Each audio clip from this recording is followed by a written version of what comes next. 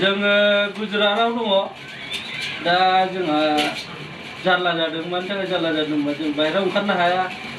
जोङो बाजारफ्रावबो बेरायहैनो हाया ससे थांबानो जोंखौ बुयो सैमा बायदि खालामो दा बेनि थाखाय जों भिडिअ खालामदों अननानै जोंनो आसाम सरकारफ्रा माबा मोनसे सुबिदा होगोन होननानै जोंबो भिडिअ खालामनाय जादों दा जोंहा गथ' गथाय दं बिरादनो फेमिलिफोरबो दङ सेंग्रा फरायफुनाय मानसिफोरबो दंमोन जों दा बिसोरनो अनसुंथाइ होनो हायाखिसै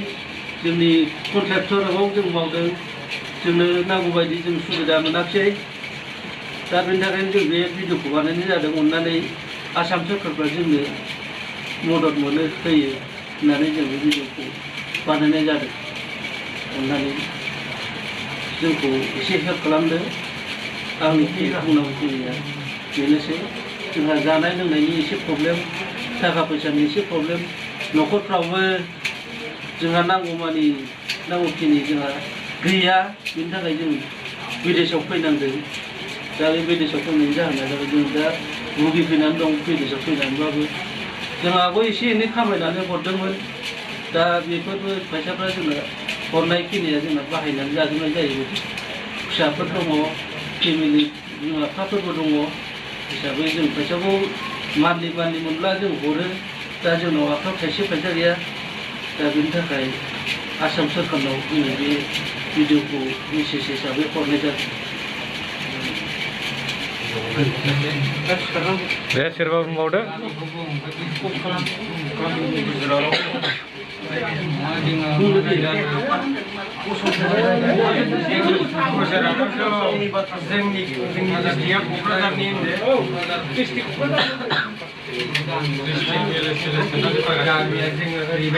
डाइरेक्ट कुसुगाव एरियानिल' होनना बुङो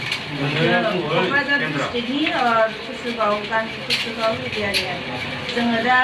गुजरातआव दंफैयो दा कम्पानिफ्राबो बन्द' जाजोब्बाय दा जोंहा दिनैबो उफाय गैला मावनानै जानो थाखाय फिसा फिसौफोरनोबो गाननाय जोमनायबो होनो हाला जानाय लोंनायबो होनो हाला लामा ससे थांबानो जोंखौ पुलिसा बुयो आरो लोगोसे माइरं दैरंनि थाखायबो जोंहा दखान बन्द' गासिबो बन्द' जाजोब्बाय लामा ससेखौनो थाबायनो हायै बिदि जाबाय आरो दा लांनाय उखैनाय जोंहा जेनिबो जानाय लोंनायनि थाखाय आंखाल जाबाय बेनिखायनो अनोबा जोंखौ आसाम सरकारा जोंखौ अनोबा एसे मदद खालामनो लुबैदों आरो दा जोंहा गामिफ्राव थांनोबो गारि मटर गासिबो बन्द' जाजोब्बाय आरो जोंनि आखाइफ्रावबो थाइसे थाइनै फैसाबो गैला जाखिनि दङ बेबो बन्द'निफ्रायनो जों बाहायनानै जाजोब्बाय माइरं थाइरं गासिबो बिदिनो बायबाय आरो दा जोंखौ कम्पानि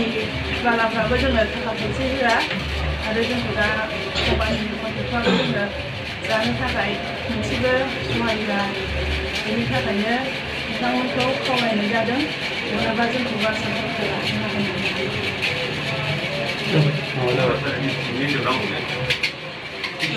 मानसि संखियाफोरखौ खिथादो मानसिया खयजन दङ जोङो मानसिफ्रा जोङो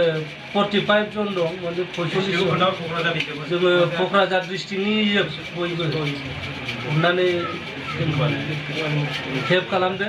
आं बेखौनो आंनि गोसो गोरबोनिफ्राय नोंथांमोनाव गुरैयै खावलायहरनाय थाबाय